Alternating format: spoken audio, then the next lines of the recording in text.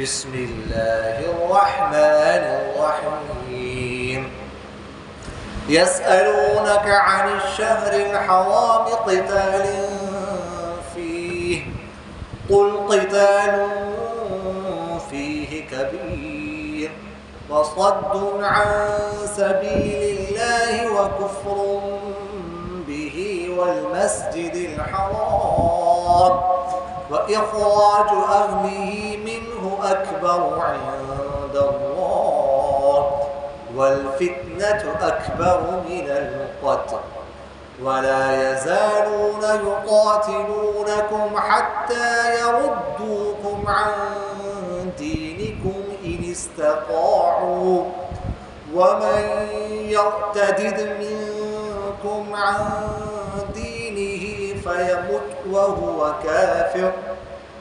فيمت وهو كافر فأولئك حبطت أعمالهم في الدنيا والآخرة وأولئك أصحاب النار هم فيها خالدون إن الذين آمنوا والذين هاجروا وجاهدوا في سبيل الله أولئك يرجون رحمة الله والله غفور رحيم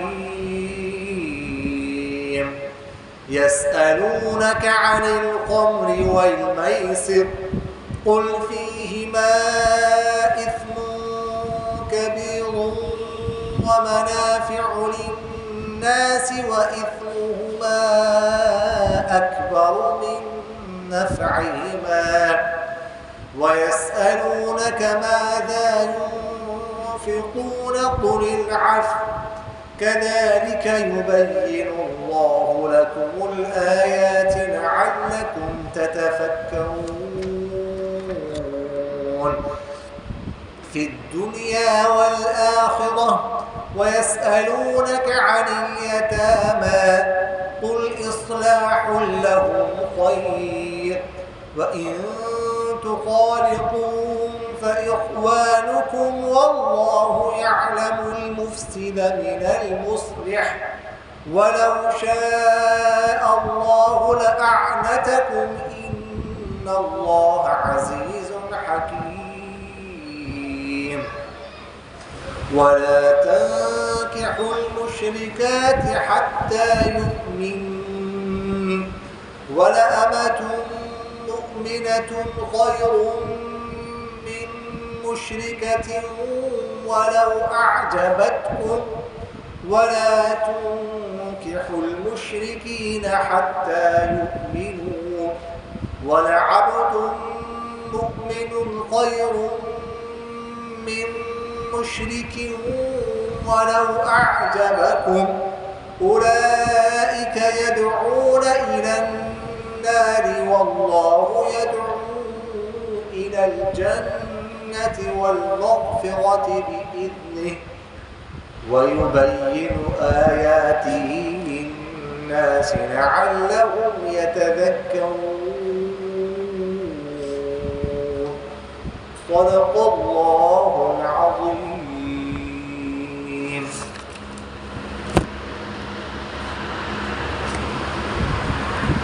यसअलूनक पूछते हैं आपसे अनिल शहर हराम हुर्मत वाले इज़्ज़त वाले महीने के बारे में क़िताल फ़ीह उसमें जंग के बारे में कुल आप कह दीजिए क़िताल फ़ीह कि जंग उसमें कबीर बड़ी है बात है वसद्दुन अन सबीलिल्लाह वसद्दुन और रोकना अन सबीलिल्लाह अल्लाह के रास्ते से वकुफ़्रुन बिही और इनकार करना अल्लाह का वल मस्जिदिल हराम और रोकना मस्जिद हराम से व इखराज अहलिही और निकालना उस मस्जिद हराम के बाशिंदों को मिन्हु उससे अकबर ये बड़ा गुनाह है इंद अल्लाह के यहाँ वल फितना तो और फितना अकबर ज़्यादा बड़ा गुनाह है मिनल क़त्ल क़त्ल से वला यज़ालू اور وہ ہمیشہ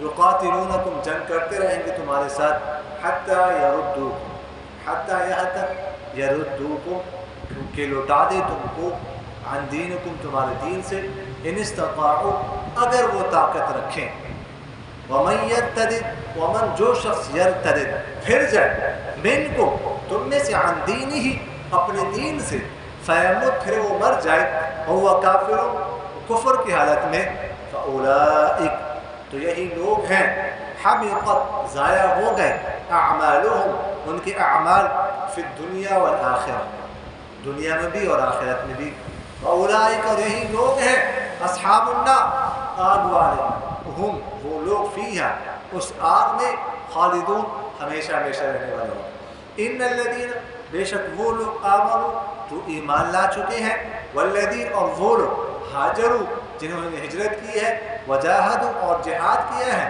فی سبیل اللہ اللہ کے راستے میں، اولئک یہی لوگ ہیں یرجون جو امید رکھتے ہیں رحمت اللہ اللہ کی رحمت کی، واللہ اور اللہ تعالیٰ غفور بہت بخشنے والا، رحیم بہت مہربان ہے۔ یسألونک پوچھتے ہیں آپ سے، عن الخمر شراب کے بارے میں، والمیسر جوے کے بارے میں، قل آپ کہہ دیجئے فیہما ان دونوں میں اثم کبیر گناہ بڑا ہے، ومنافع اور کچھ فائدے ہیں، للناس لوگوں کے لیے، واثمہما اور گناہ ان دونوں کا اکبر بڑا ہے، من نفعہما ان کے فائدے سے، ویسألونک اور پوچھتے ہیں آپ سے، ماذا کیا، ينفقون وہ خرچ کر ڈالے، قل آپ کہہ دیجئے العفو ضرورت سے بچا ہوا خرچ کر ڈالو، کذالک اسی طرح یبین اللہ بیان کرتا ہے اللہ تعالیٰ،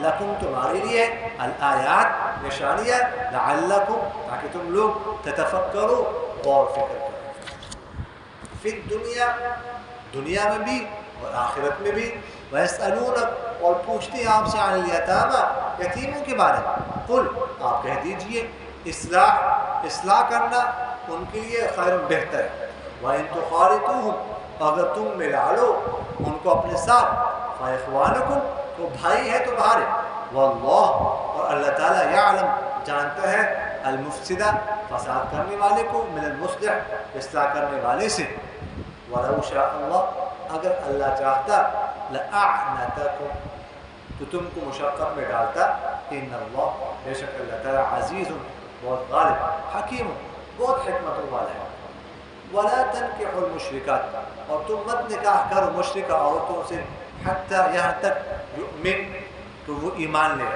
ولا امۃ اور البتہ باندی مومنہ ایمان والی، خیر بہتر ہے، من مشرکۃ مشرکہ عورت سے، ولو اعجبتکم اگرچہ مشرکہ عورت تمہیں اچھی لگے، ولا تنکحوا المشرکین اور مت دو مشرکوں کو نکاح میں اپنے بیٹیاں، حتیٰ یہاں تک یؤمنوا کہ وہ ایمان لے، ولا عبد اور البتہ غلام، مؤمن مومن ایمان والا، خیر بہتر ہے، من مشرک شرک کرنے والے سے، ولو اعجبکم اگرچہ وہ مشرک تمہیں اچھا لگے، اولئک یہی لوگ ہیں یدعون جو بلاتے ہیں الی النار آگ کی طرف، واللہ یدعو اور اللہ تعالیٰ بلاتا ہے الی الجنت جنت کی طرف، والمغفرت مغفرت کی طرف، باذنہ اپنے حکم سے، ویبین اور اللہ تعالیٰ بیان کرتا ہے آیاتہ اپنے نشانیاں، للناس لوگوں کے لیے، لعلہم یتذکرون تاکہ وہ جو ہے وہ کیا نام ہے یا دہانی کر سکے اور فکر کر سکے۔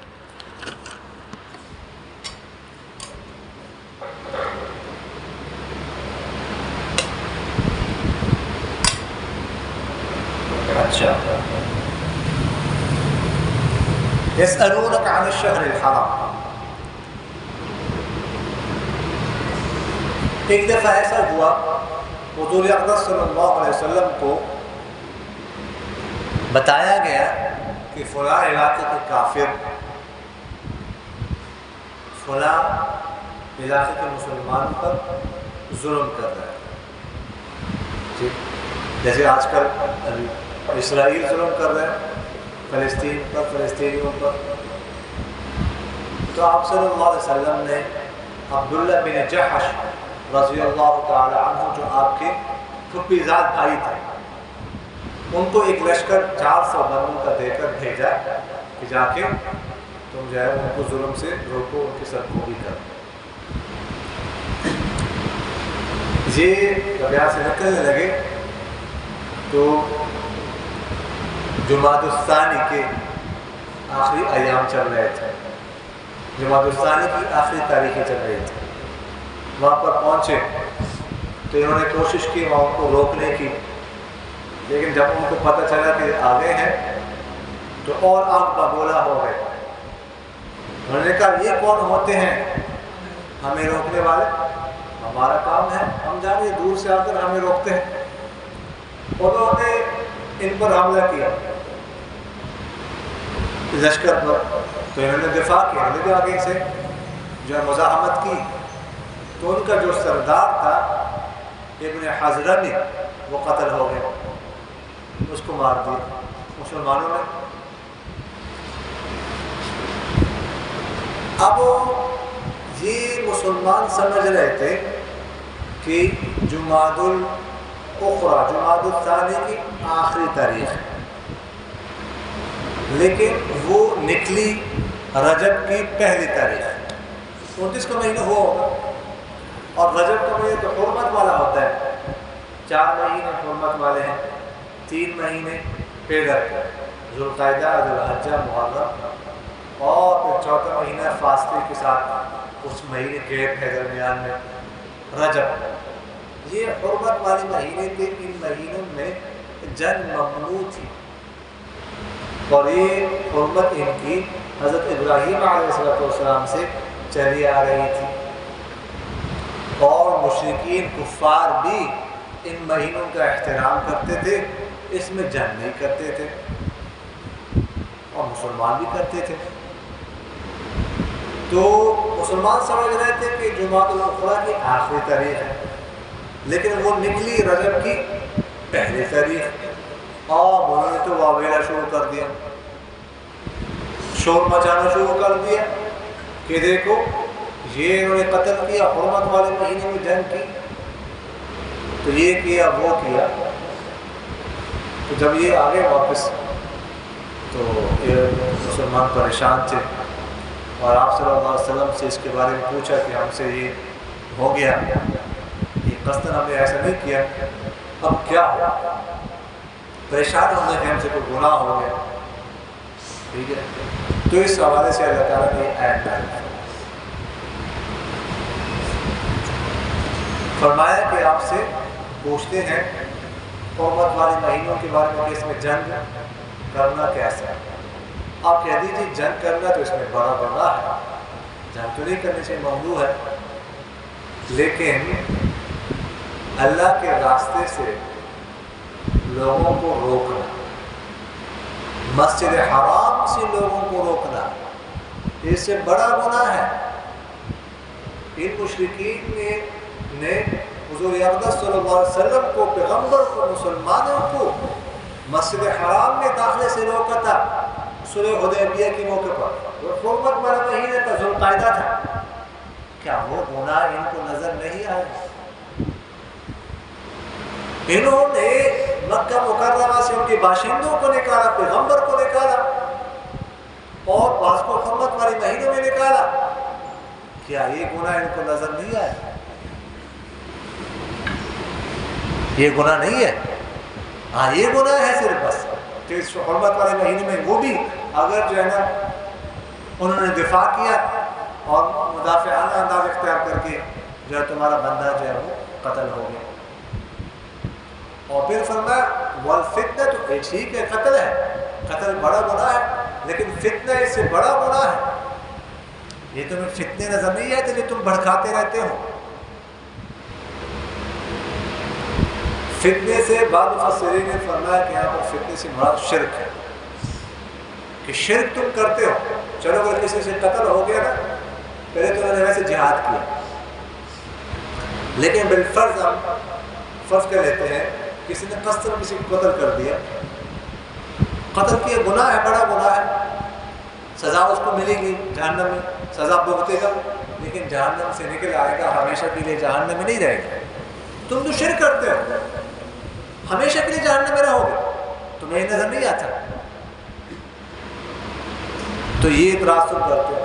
اور بعض مفسرین فرماتے ہیں کہ فتنے سے مراد عام ہے، کوئی بھی فتنہ، فساد۔ ایک حدیث شریف میں آتے ہیں، حضور اقدس صلی اللہ علیہ وسلم نے فرمایا الفتنة نائمة لعن اللہ من ایقظها۔ فرمایا فتنہ سویا ہوا ہے، فتنہ سویا ہوا ہے، اللہ لعنت کرے اس شخص پر جو فتنے کو جگا دے۔ ان بعض اوقات صحیح حالات چل رہے ہوتے ہیں، کوئی خلاف نہیں ہوتا، کوئی فساد نہیں ہوتا، کوئی اٹھ جاتا ہے، چنگاری بڑھاتا ہے،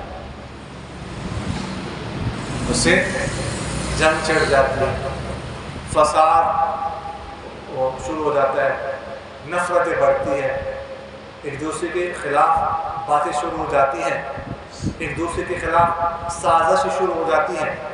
یہ فتنہ ہے۔ اللہ تعالیٰ نے آپ صلی اللہ علیہ وسلم نے فرمایا، اللہ تعالیٰ ایسے شخص پر لعنت فرماتا ہے کہ فتنہ سویا ہوا تھا، اس نے چنگاری بڑھائی، اس نے فتنے کو اٹھایا۔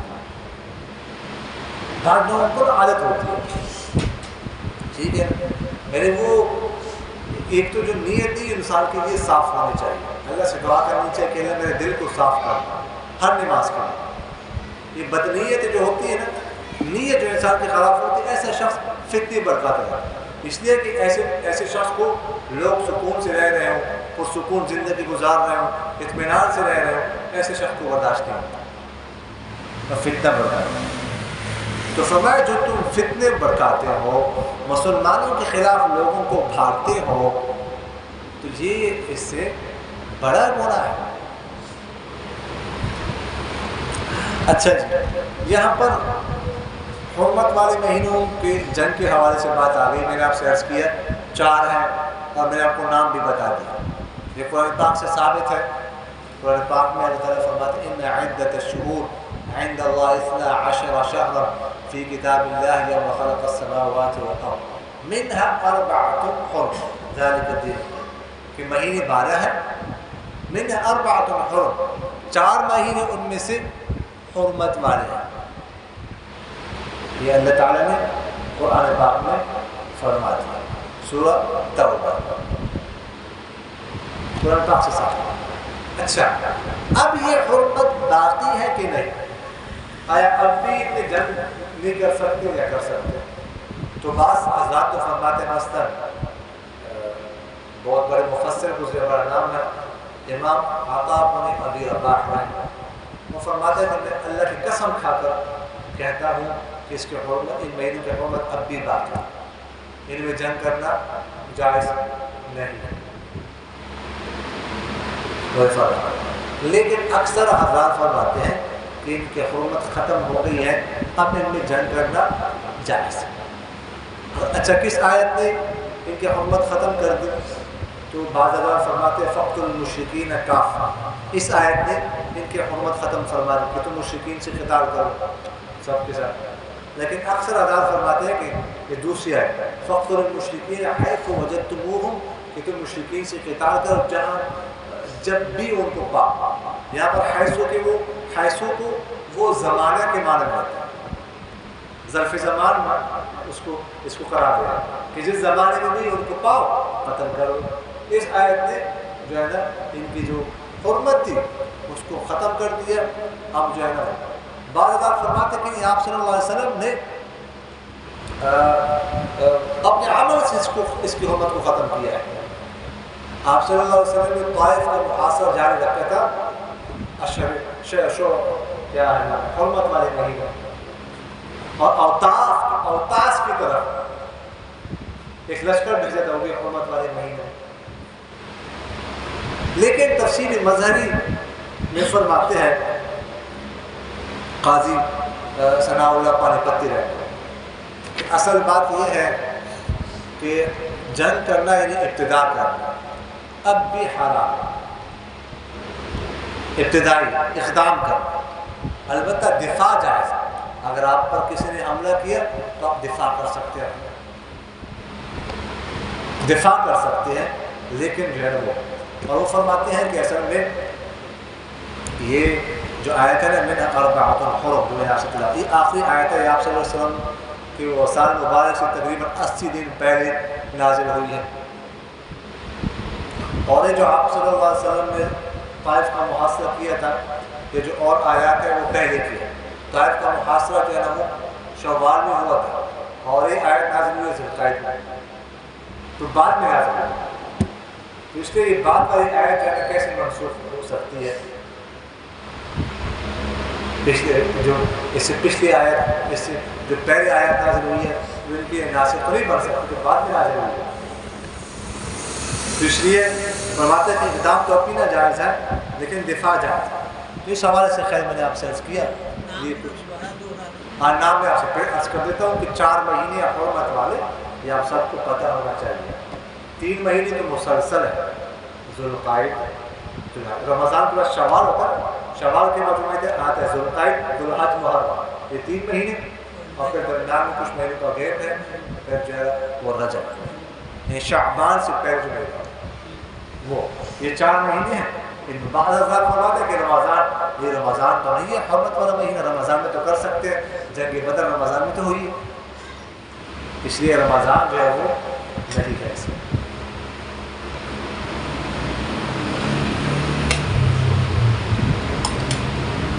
اچھا آگے فرماتے ہیں وَلَا يَزَالُونَ يُقَاتِلُونَكُمْ حَتَّى يَرُدُّوكُمْ عَنْ دِينِكُمْ إِنِ اسْتَطَاعُوا، کہ یہ مسلسل تمہیں جو ہے نا کوشش کریں گے، تمہارے ساتھ جنگ کرتے رہیں گے کہ تمہیں اپنے دین سے پھیر یہ کرتے رہیں گے۔ وَمَن يَرْتَدِدْ مِنكُمْ عَنْ دِينِهِ فَيَمُتْ وَهُوَ كَافِرٌ فَأُولَٰئِكَ هُمُ، جو تم میں سے اپنے دین سے پھر جائے، دین سے پھر جائے اور کفر کی حالت میں مر جائے، تو ان کے اعمال جو ہے وہ ضائع ہو گئے، دنیا میں بھی اور آخرت میں بھی۔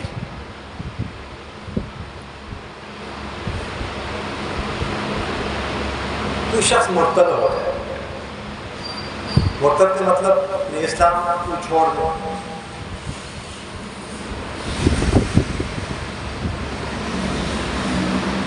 یہودی ہو جائے، عیسائی ہو جائے، کوئی اور مذہب اختیار کرے، اس کو مرتد کہا جاتا ہے۔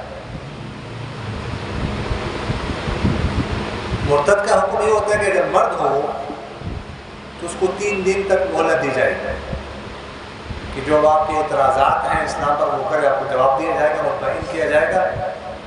اگر وہ 3 دن کے اندر واپس نہیں آتا تو اسے قتل کر دیا جائے گا، اور اگر عورت ہو تو اس کو قید میں رکھا جائے گا، یا تو وہ دوبارہ مسلمان ہو جائے یا ادھر ہی مر جائے، قید۔ کوئی شخص ہو جائے مرتد تو اس کے ساتھ ہی اس کا نکاح ٹوٹ جاتا ہے خود بخود، اس کے لیے عدالت میں قاضی کے پاس جانے کی ضرورت نہیں ہے، نکاح خود بخود ٹوٹ جائے گا۔ اگر اس حالت میں مر جاتا ہے تو وہ کسی کا وارث نہیں بن سکتا، اپنے عائز و اقارب کا وارث نہیں بن سکتا۔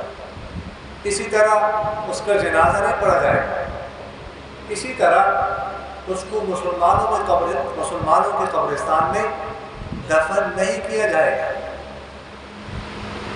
اور اسی طرح اس کے ساتھ کسی کا نکاح بھی نہیں ہو سکتا، کوئی لڑکی ہم اس کو نہیں دے سکتے، ٹھیک ہے۔ البتہ اگر کوئی پہلے سے یہودی اور عیسائی ہے بچپن سے تو اس کا ذبیحہ جائز ہے، اگر وہ بسم اللہ پڑھ کے ذبح کرتا ہے یہودی اور عیسائی پر، اگر وہ شرک کرتا ہے پھر جائز نہیں ہے۔ لیکن کوئی اگر بعد میں یہودی اور عیسائی ہو رہے تو اس کا ذبیحہ بھی جائز نہیں ہے، اگر وہ جانور ذبح کرتا ہے تو حلال حرام ہے۔ اس طرح اگر کوئی خاتون شروع سے یہودی اور عیسائی ہے تو اس کے ساتھ ہمارا نکاح ہو سکتا ہے، اہل کتاب خاتون کے ساتھ نکاح ہو سکتا ہے، بشرطے کہ باقی وہ یہودی اور عیسائی ہو، اپنے دین پر قائم واقعی یہودی اور عیسائی ہو۔ اگر وہ دہریہ ہے، جیسے آج کل بہت سارے عیسائی اپنے آپ کو عیسائی کرسچن کہتے ہیں، لیکن وہ دہریہ ہوتے ہیں، خدا کو نہیں مانتے، تو اس خاتون سے نکاح نہیں ہو سکتا۔ اگر واقعی یہودی اور عیسائی تو ان سے ہمارا نکاح ہو سکتا ہے، ان کی لڑکی سے تو نکاح کر سکتے ہیں، لیکن ہم اپنی لڑکی ان کو نہیں دے سکتے۔ لیکن اگر کوئی لڑکی مرتد ہو جائے، یہودی اور عیسائی بن جائے، تو اس سے نکاح نہیں ہو سکتا۔ اب بچپن سے جو یہودی اور عیسائی اس سے تو ہو سکتے، پیدائش اس سے نہیں ہو سکتا۔ یہ مرتد کے کچھ احکام۔ مرتد تو ایک یہ ہے کہ یہی کہہ دیں میں عیسائی بن گیا، میں یہودی بن گیا، لیکن کچھ کلمات ایسے ہوتے ہیں جو ہم استعمال کرتے ہیں، اس سے بھی انسان ایمان سے نکل جاتا ہے۔ فقہاء نے لکھا ہے کہ اگر کسی نے کسی کو بلایا کہ آ جاؤ نماز کے لیے، اس نے آگے سے کہا نماز میں کیا پڑھا ہے، وہ کافر ہو گیا۔ اگر کسی نے روزے کے لیے دعوت دی، روزہ رکھو، اس نے کہا روزے میں کیا پڑھا ہے، وہ دائرہ اسلام سے خارج ہو گیا، کافر ہو گیا۔ اگر کسی نے کہا داڑھی رکھو، اس نے کہا داڑھی میں کیا رکھا ہوا ہے، وہ دائرہ اسلام سے خارج ہو گیا۔ اگر کسی نے کہا قرآن پڑھو، اس نے آگے سے کہا قرآن کیا ہوتا ہے، وہ دائرہ اسلام سے خارج ہو گیا، کافر ہو گیا۔ تو فقہاء نے لکھا ہے، اور یہ وہ الفاظ ہیں جو اکثر لوگ روز استعمال کرتے ہیں۔ داڑھی کے بارے میں خاص کر اس کے بارے میں اب روز استعمال کرتے ہیں، اور میں نے آپ سے عرض کیا مرتد ہو گیا ایسے شخص، یہ سارے احکام اس پر، نکاح ختم ہو گیا، سب کچھ ختم ہو گیا، یہ روز استعمال کرتے ہیں۔ اس لیے علامہ شامی صاحب نے لکھا ہے کہ ہر مہینے بعد نیا نکاح کرنا چاہیے۔ کچھ نہیں پتہ چلتا، ہم روز الفاظ استعمال کرتے ہیں، ہمارا نکاح ٹوٹ چکا، ایسے نہ ہو کہ اولاد ہماری آگے ہو وہ حلالی نہ ہو، اس لیے ہر مہینے نکاح کرنا چاہیے۔ ایک علامہ شامی صاحب نے آج سے 250-300 سال پہلے فرمایا، آج کل کیا زمانہ، تو اس لیے ان الفاظ میں اس کو استعمال کرتے ہوئے بہت زیادہ احتیاط کرنے کی ضرورت ہے۔ اچھا، یہاں پر فرمایا کہ فَأُولَٰئِكَ حَبِطَتْ أَعْمَالُهُمْ فِي الدُّنْيَا وَالْآخِرَةِ، ان کے اعمال ضائع ہو جاتے ہیں۔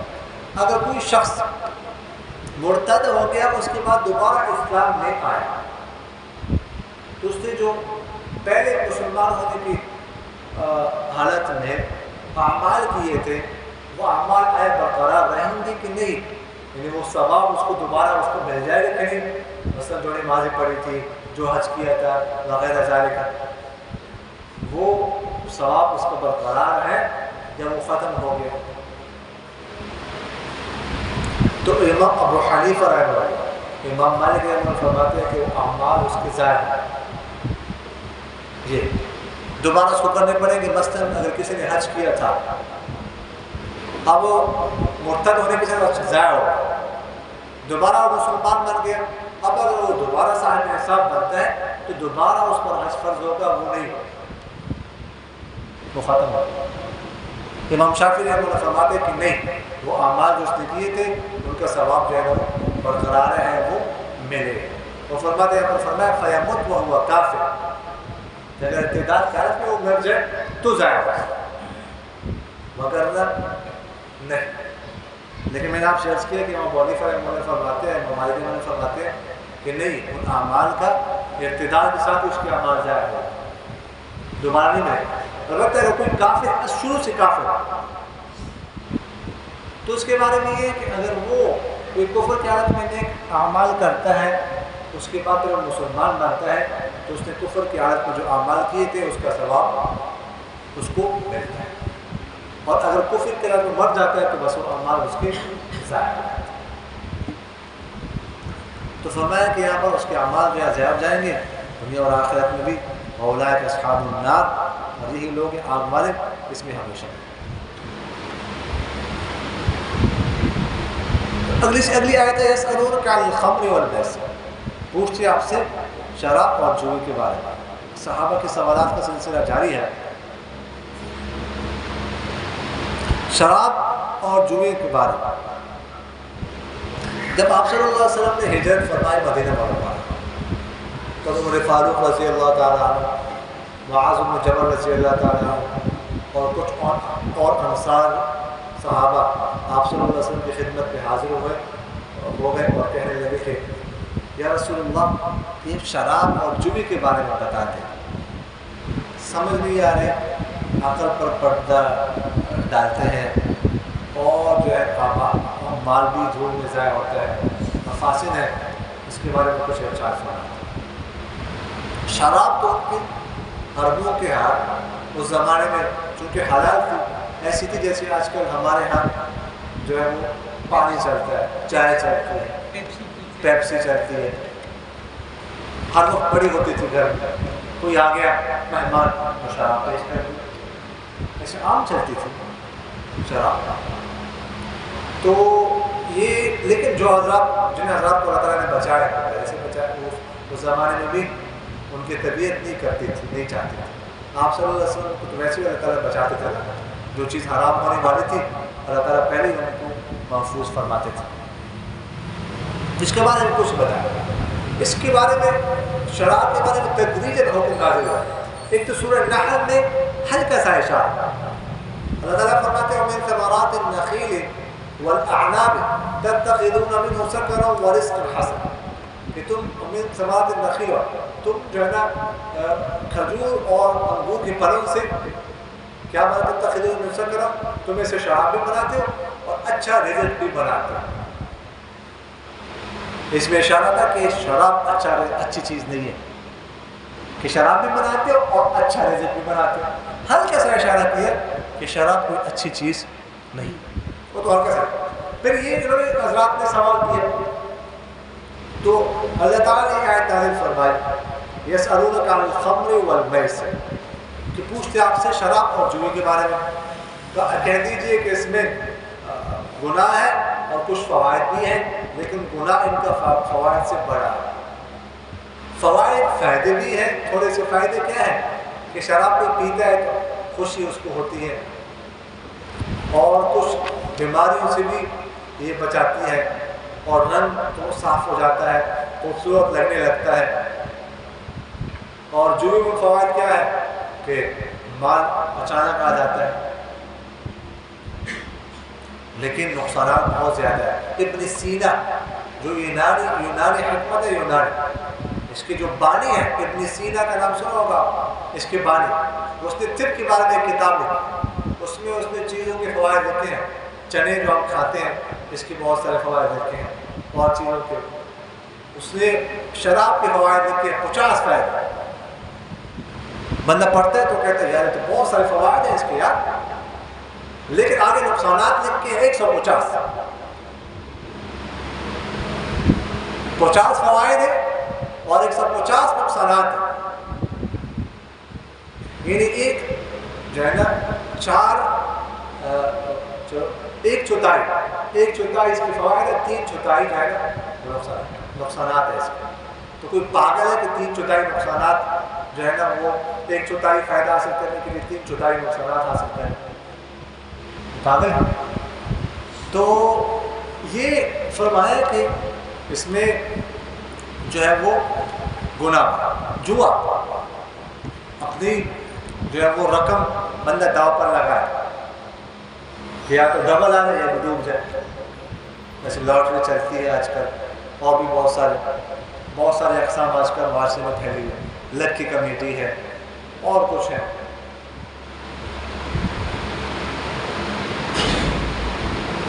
اس طرح انشورنس ہے وغیرہ بیمہ بریس، اور بھی بہت سارے اقسام ہیں جو رقم آتی ہے، فوائد کے لیے کیا بتاؤں، جو میں جو نقصانات ہیں، رقم چلی جاتی ہے بعض اوقات تو یعنی بندہ کہہ بھی نہیں سکتا کہ خواتین بھی کچھ دنوں کے لیے ہاتھ سے نکل جاتی ہیں بیوی، یعنی یہ اتنے بڑے نقصانات۔ تو فرمایا کہ یہ ان میں فوائد تھوڑے ہیں اور نقصان جو ہے نا وہ بڑا ہے۔ اس زمانے میں جوا جو ہے نا اس طرح ہوتا تھا کہ اونٹ جو ہے نا وہ ذبح کرتے تھے، اونٹ کے حصے کرتے تھے، بعض کو ایک حصہ مل گیا، بعض کو زیادہ حصے مل گئے، بعض کو کچھ نہیں ملا، بعض کو کچھ نہیں ملا اور ساری اونٹ کی قیمت بھی بھرنے پڑی اور اس کا گوشت کھاتے نہیں تھے، فقراء میں تقسیم کرتے تھے۔ تو اللہ تعالیٰ نے اس سے منع فرمایا۔ تو یہ یہاں پر جو ہے نا منع نہیں فرمایا شراب اور جوئے سے، لیکن اشارہ کر دیا ہے کہ یہ اچھی چیز نہیں ہے۔ تو جو سمجھدار تھے وہ تو یہ آیت نازل ہو گئی، پیچھے ہٹ گئے۔ اس کے بعد اگلی آیت نازل ہو گئی۔ ایک دفعہ عبدالرحمن بن عوف رضی اللہ تعالیٰ عنہ نے اپنے گھر میں کچھ صحابہ کی دعوت کی مغرب، تو دعوت کے بعد شراب چلی، جیسے پیپسی وغیرہ کوک چلتی ہے۔ مغرب کی نماز کا وقت آ گیا، ایک صحابی کو امام بنایا، صحابی کا نام بھی لکھا ہوا ہے کتابوں میں، اور انہوں نے نماز پڑھائی، نماز بالکل الکافرون پڑھ رہے تھے، غلط تھے، شراب کا حالت میں پڑھا رہے تھے نا، تو دماغ نے کام نہیں کیا۔ تو اگلی آیت نازل ہو گئی سورہ مائدہ، یا ایھا الذین آمنوا لا تقربوا الصلاة وانتم سکارى حتی تعلموا ما تقولون، کہ نشے کی حالت میں نماز نہیں پڑھ سکتے۔ شراب کی حالت میں پہلے نماز پڑھنا جائز تھا، ممنوع کر دیا۔ اب جو صحابہ جنہوں نے پہلے نہیں چھوڑی تھی شراب، وہ اس کے بعد چھوڑ گئے کہ جب نماز نہیں پڑھ سکتے تو اس کا مطلب ہے کہ اچھی چیز نہیں ہے۔ پھر اس کے بعد 7ویں پارے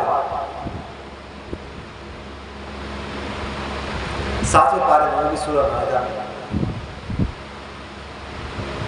اللہ تعالیٰ نے شراب کو مکمل طور پر حرام کر دیا۔ تو ایسا ہوا، اس طرح ایک عتبان بن مالک رضی اللہ تعالیٰ نے ایک صحابی تھے، انہوں نے دعوت کی، تو صحابہ کی سعد بن ابی وقاص رضی اللہ تعالیٰ عشرہ مبشرہ میں سے، وہ بھی دعوت میں شریک تھے، شراب پی تو پتہ نہیں چلا اسے اشعار کہیں، اشعار میں انصار کی ہجو کی مذمت کی۔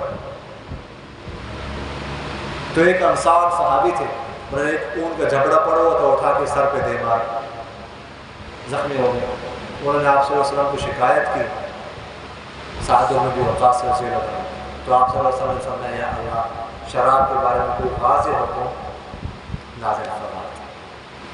تو وہ آیت نازل ہو گئی کہ یا ایھا الذین آمنوا انما الخمر والمیسر والانصاب والازلام رجس من عمل الشیطان فاجتنبوه لعلکم تفلحون انما یرید الشیطان ان یوقع بینکم العداوة والبغضاء فی الخمر والمیسر ویصدکم عن ذکر اللہ وعن الصلاة فهل انتم منتهون۔ یہ آیت نازل ہمیشہ کے لیے شراب حرام ہو گئی 2 ہجری یا 3 ہجری کے بعد۔ تو اعلان ہو گئے شراب حرام ہو گئی۔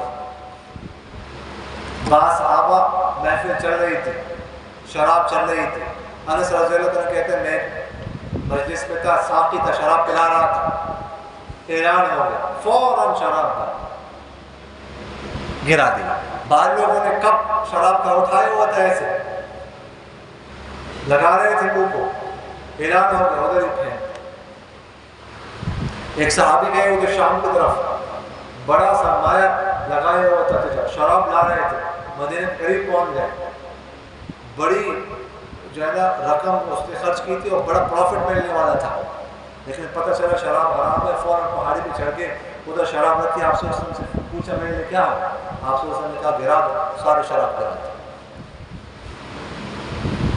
تو شراب گرا دی گئی اور فرماتے ہیں کہ ایسے بہہ رہی تھی مدینہ کی گلیوں میں جیسے بارش کا پانی بہتا ہے، اور فرماتے ہیں کافی عرصہ تک جب بارش ہوتی تھی نا تو زمین گیلی ہو جاتی تھی تو شراب کی بو آتی تھی، اتنی زیادہ شراب جو ہے نا گرا دی گئی۔ یعنی کتنا مشکل کام ہے کہ شراب جو ہے نا وہ کھانے کے طور پر، یعنی غذا کے طور پر وہ استعمال کرتے تھے صدیوں سے، اچانک پابندی لگ گئی، کوئی آسان کام نہیں۔ چائے کا شوقین ہو جو آپ روز 5-6 دفعہ چائے پیتا ہو، اسے آپ کہیں کر ابھی سے چائے نہیں پینے آپ، پھر پتہ چلتا ہے اس میں کتنا مشکل کام ہے۔ حقہ جو پی رہے ہیں ان سے کہا نہیں پینے، جی جو بابے چھڑا کے ذرا دکھا، لیکن شریعت کا حکم ہے اور صحابہ شریعت کے آگے کچھ نہیں، فوراً سب کچھ گرا دیا۔ تو یہ تدریج ہے، لیکن اللہ تعالیٰ نے دیکھو یک بار بھی اس کو حرام نہیں کیا، درجہ بدرجہ، کیونکہ ظاہر ہے اتنے عرصے سے پی رہے تھے، عادی تھے نا، یک بار بھی حکم مشکل تھا، تو درجہ بدرجہ پہلے ذہن سازی کی، ان کی ذہنوں میں شراب کی نفرت بٹھائی، آہستہ آہستہ پھر حرام، یہ کا مسئلہ تھا، ذہن سازی ہوتی ہے۔ تو فرمایا کہ وَيَسْأَلُونَكَ مَاذَا يُنْفِقُونَ، پھر صاحب نے سوال کیا خرچ کیا کرنا چاہیے، تو فرمایا قُلِ الْعَفْوَ، جو تمہاری ضرورت سے زائد ہو وہ خرچ کرو، یہ ضرورت جو تم نے گھر کا خرچہ کرنا ہے، والدین کا خرچہ برداشت کرنا ہے، اگر بہن بھائی چھوٹے ہیں یا کوئی اور ذہن کا فرق اولاد ہے ان کا خرچہ، اس سے جو بچے پھر خرچ کرو، یہ نہ ہو کہ تم ضرورت کے مطابق رکھو وہ خرچ کر ڈالو، کل پھر پچھتانے لگ جاؤ کیا میں کیا کیا، پھر مانگنے لگ جاؤ۔ ایک دفعہ آپ صلی اللہ علیہ وسلم صحابہ کے ساتھ بیٹھے ہوئے تھے، ایک شخص آیا، اس نے اپنے محتاجگی بیان کی کہ بہت محتاج ہوں، حالات بہت خراب ہیں، بہت غربت ہے، کچھ نہیں ہے۔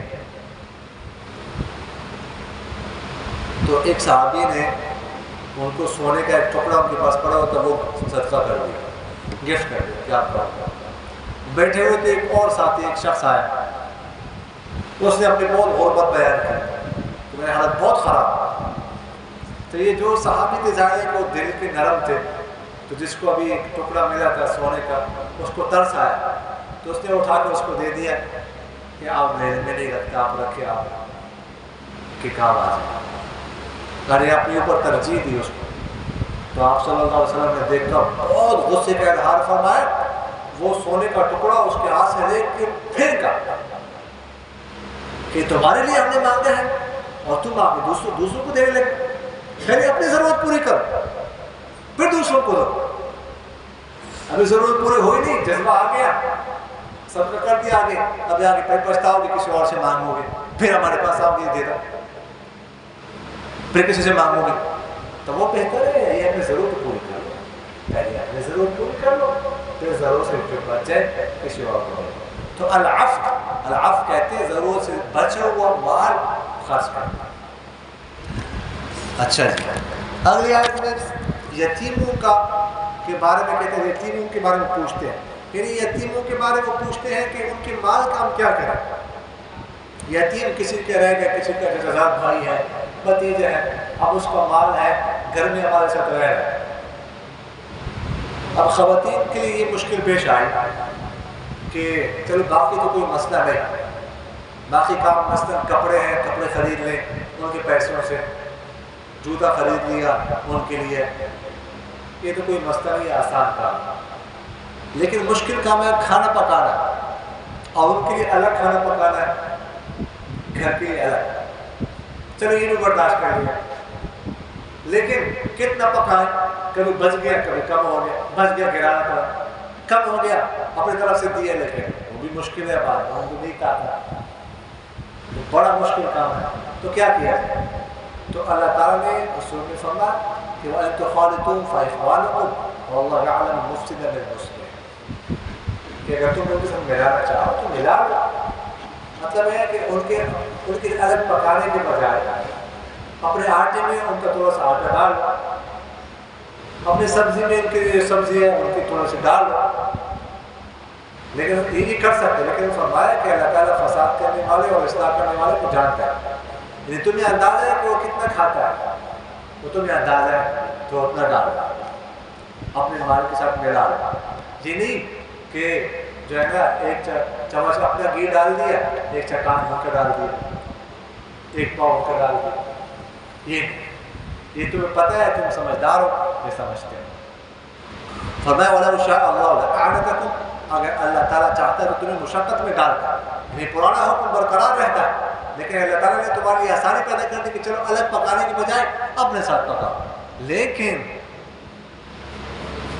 اندازے سے تمہیں پتہ ہے کتنا وہ کھاتے ہیں، کتنا پکاتے ہیں، اس طرح کرتا ہے۔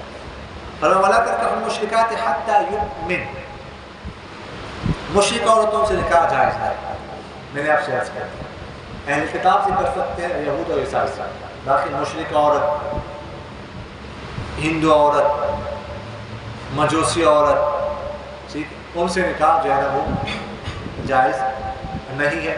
فرمایا اگر باندھی ہو مومنہ وہ تمہارے لیے اچھی ہے مشرک عورت. اور نہ تو مشرک مردوں کو اپنی بیٹی یا بہن نہیں دے سکتے یہاں تک کہ وہ ایمان لے. غلام کیوں نہ وہ بہتر ہے مشرک سے. میں نے آپ سے عرض کیا کہ اللہ تعالیٰ نے ایک سبق دیا کہ اگر یہ تم ان عورتوں کو لاؤ گے نا گھروں میں تو تمہارا ماحول خراب ہوگا. اہل کتاب خاتون سے اگرچہ نکاح جائز ہے لیکن بہتر نہیں ہے. حضرت عمر فاروق رضی اللہ عنہ نے پابندی لگائی تھی. جب فتوحات ہو گئی نا تو مسلمان نکاح کرنے لگے تو حضرت عمر فاروق رضی اللہ عنہ نے پابندی لگائی کہ نہ کریں. کیوں؟ اس لیے کہ یہ خواتین تمہارے گھر میں آئیں گی. سمجھ آ گئی؟ کل کے بچے ہوں گے تو کہتے ہیں کہ ماں کی گود سب سے پہلا مدرسہ ہے بچے تعلیم گاہ. بچے سے اس نے اثر لینا تو یہ تو غیر مسلم ہے. یہ کیا تربیت ہے؟ ماں. تربیت خراب ہوگی, گھر کا ماحول خراب ہوگا. دیکھو بچہ ماں کو دیکھ کر, بچی ماں کو دیکھ کر نماز پڑھتی ہے, ماں کو دیکھ کر تلاوت کرتی ہے, ماں کو دیکھ کر ذکر کرتی ہے. وہ جو انہوں نے کرنا نہیں. ٹھیک ہے, تو اس لیے بہتر یہ ہے کہ نہ کی. لیکن خاتون سے کر سکتے اس لیے کہ خاتون تابع ہوتی ہے. لیکن مرد کو اپنے عورت دیں گے, لڑکی دیں گے تو اس کی تابع ہوگی, وہ بھی دین چھوڑ دے گی. اس لیے لڑکی نہیں دے سکتے لیکن ان کی عورت سے جو ہے ہم نکاح وہ کر سکتے ہیں. فرمایا یہ لوگ جو ہے نا آگ کی طرف بلاتے ہیں, اللہ تعالیٰ جنت اور مغفرت کی طرف بلاتے ہیں. اور فرمایا اللہ تعالیٰ اپنے نشانیاں کھول کھول کے جو ہے نا وہ بیان کرتا ہے. ٹھیک ہے جی, میرے خیال میں تھوڑا سا درس لمبا ہو گیا تو چلو آج ذکر نہیں کرتے, یا جیسے آپ کہتے ہیں تھوڑا سا درس لمبا ہو گیا. آمین. الحمد للہ رب العالمین والعاقبۃ للمتقین والصلاة والسلام على خیر خلقہ محمد وعلى آلہ وصحبہ اجمعین. اللهم احسن عاقبتنا في الامور كلها واجرنا من خزي الدنيا وعذاب الاخره ووفقنا المسلمين والحقنا بالصالحين. اللهم انصر عساكر المسلمين. اللهم لعن الكفرة والمشركين واليهود والنصارى الذين يكذبون رسلك ويصدون عن سبيلك ويتعدون حدودك ويقاتلون اولياءك ويدعون معك إلها آخر. اللهم خالف بين كلمتهم. اللهم خالف بين عساكر اليهود. اللهم خالف بين عساكر إسرائيل. اللهم خالف بين عساكر النصارى وفرق جمعهم وشتت شملهم وزلزل أقدامهم ودمر ديارهم وألق في قلوبهم الرعب وخذهم أخذ عزيز مقتدر وأنزل بهم بأسك الذي لا ترده عن القوم المجرمين. یا اللہ ذا الجلال والاکرام ہمارے تمام صغیرہ کبیرہ گناہوں کو معاف فرما. یا اللہ ذا الجلال والاکرام ہمیں اپنے کلام قرآن پاک کی فہم اور سمجھ نصیب فرما. یا اللہ ذا الجلال والاکرام یہ جو حماس اور اسرائیل کے درمیان جنگ چل رہی ہے, یا اللہ ذا الجلال والاکرام اس میں آپ مجاہدین کی مدد مستعد فرما. حماس, حزب اللہ اور جتنے مسلمان اس مقدس جہاد میں حصہ لے رہے ہیں, یا اللہ ذا الجلال والاکرام ان سب کی مدد مستعد فرما. یا اللہ ذا الجلال والاکرام فرشتوں کے ذریعے سے ان کی مدد فرما. جیسے آپ نے جنگ بدر میں مسلمانوں کی مدد فرشتوں کے ذریعے سے کی تھی, اس طرح ان کی بھی مدد فرشتوں کے ذریعے سے فرما. یا اللہ ذا الجلال والاکرام جتنے بھی مسلمان ممالک ہیں ان سب کو توفیق نصیب فرما کہ ان مجاہدین کا ساتھ دے. یا اللہ ذا الجلال والاکرام تمام مسلمانوں کو متفق متحد فرما. یا اللہ ذا الجلال والاکرام یہود بے بہبود کو نابود فرما. یا اللہ ذا الجلال والاکرام یہودیوں کے اموال کو, اسلحہ کو ختم فرما. یا اللہ ذا الجلال والاکرام ان کے اسلحہ کو ان کے خلاف استعمال فرما. یا اللہ ذا الجلال والاکرام ان کے ہر حملے کو جو مسلمانوں کے خلاف ہوتا ہے اس کو ناکام فرما. یا اللہ ذا الجلال والاکرام ان کے اسلحہ کو آگ لگا دیجیے. یا اللہ ذا الجلال والاکرام جتنے مجاہدین اس میں حصہ لے رہے ہیں ان کے عضو میں برکت نصیب فرما, ان کے حوصلے کو بلند فرما. یا اللہ ذا الجلال والاکرام ہم سب کو جہاد کرنے کی توفیق نصیب فرما, ہم سب کو شہادت کا موت نصیب فرما اور جنت البقیع میں قبر نصیب فرما. سبحان ربك رب العزة عما يصفون وسلام على المرسلين والحمد لله رب العالمين. آمين يا رب العالمين برحمتك.